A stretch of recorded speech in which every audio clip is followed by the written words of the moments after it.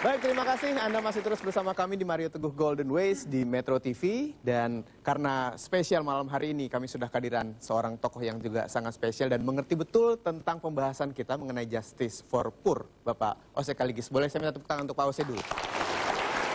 Selamat malam Pak Ose. Selamat malam. Terima kasih sudah hadir di Mario Teguh Golden Ways. Kesempatan yang luar biasa ini saya ingin bertanya satu hal kepada Pak Ose mengenai sebuah konsep justice, Pak, keadilan. Menurut Pak Ose ini keadilan seperti apa sih? Kalau kita hidup itu kan, kalau prinsip saya ada 3.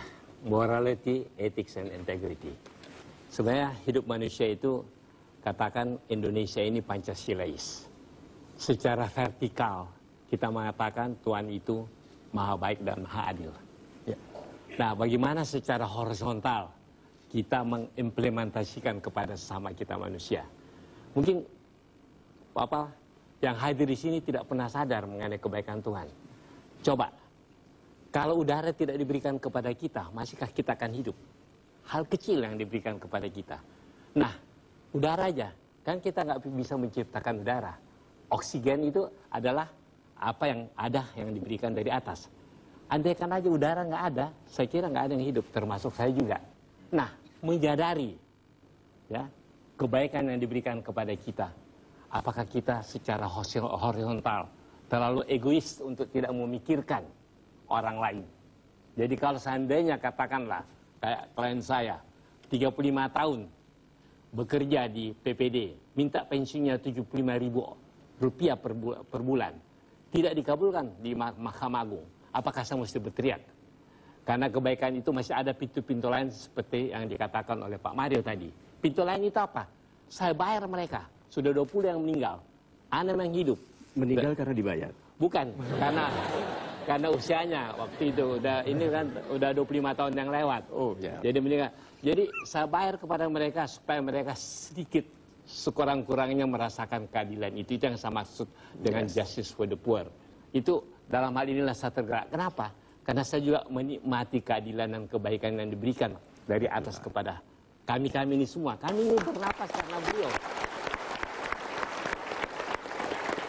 Tapi kita tidak usah pernah menyerah. Jadi apa yang Pak Mario, guru saya, katakan tadi, jangan pernah menyerah kalau memperjuangkan keadilan.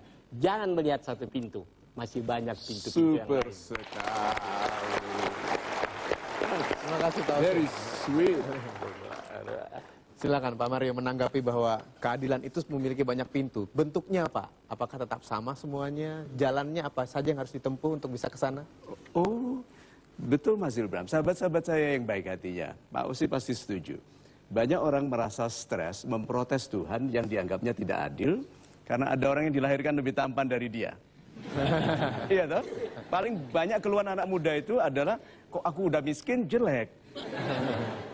Nah, sahabat-sahabat saya yang super, keadilan Tuhan itu tidak sama seperti keadilan kita sebagai manusia. Contohnya ya, Tuhan itu maha adil, tapi melebihkan keadilannya kepada orang yang melebihkan keberserahan. Coba itu. Kalau orang lebih berserah kepada Tuhan, keadilannya dilebihkan. Kalau tidak, standard default setting, yaitu sama-sama bernafas, sama-sama dapat udara. Tapi kalau mau dilebihkan, lebihkanlah. Nah, berarti konsep keadilan itu sebetulnya supaya tidak salah, lebihkan. Jangan menakar. Jadi kalau untuk kebaikan, anjurannya adalah lebihkan. Tidak mungkin Anda rugi kalau orang lain untung. Itu maksudnya.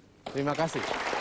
Baik, saya akan kasih kesempatan untuk Anda, mumpung ada Pak Oce Kaligis di sini, ada Pak Mario juga, ini jarang-jarang Anda bisa bertanya langsung. Siapa yang ingin bertanya? Ya, baik. Ibu. Selamat malam Pak Mario, Pak Oce, dan Mas Ibra. Selamat malam. Saya Aldila dari kantor pengacara Pak Oce Kaligis. Ya. Sebagai seorang pengacara, terkadang kita mempunyai tugas itu untuk mengungkapkan kebenaran. Kadang membela si kecil juga untuk mengungkapkan kebenaran. Tetapi ketika mengalami hal tersebut, kita berseberangan dengan orang-orang yang tidak suka.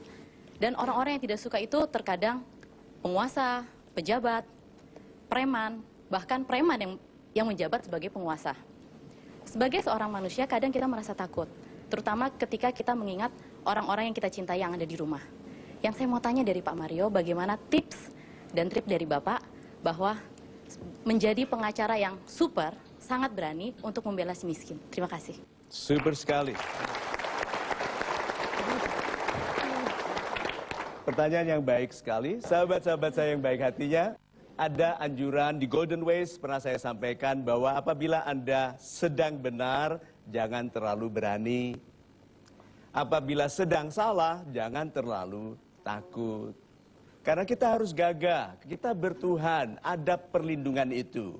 Hanya memang kita diajarkan untuk mengenali 3 tingkat iman. Kalau kita betul-betul beriman, kuat, melihat sesuatu yang tidak adil, kita bertindak. Tapi kalau tidak, kita katakan, say something. Katakan. Jangan sepelekan kata-kata karena Tuhan pun berfirman. Setiap kata ada yang menyaksikan dan tenaga dari kalimat adalah tenaga Tuhan. Katakan sesuatu.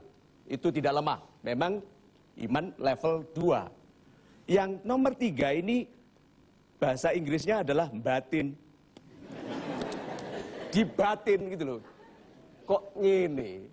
Gitu. Lalu berdoa supaya dia diberikan hidayah. Supaya diberikan pencerahan. Atau kalau tidak, paling tidak yang dianiayanya, doanya didengarkan. So, sahabat-sahabat saya yang baik hatinya, kalau begitu, betul ya bahwa ternyata iman itu logis sekali.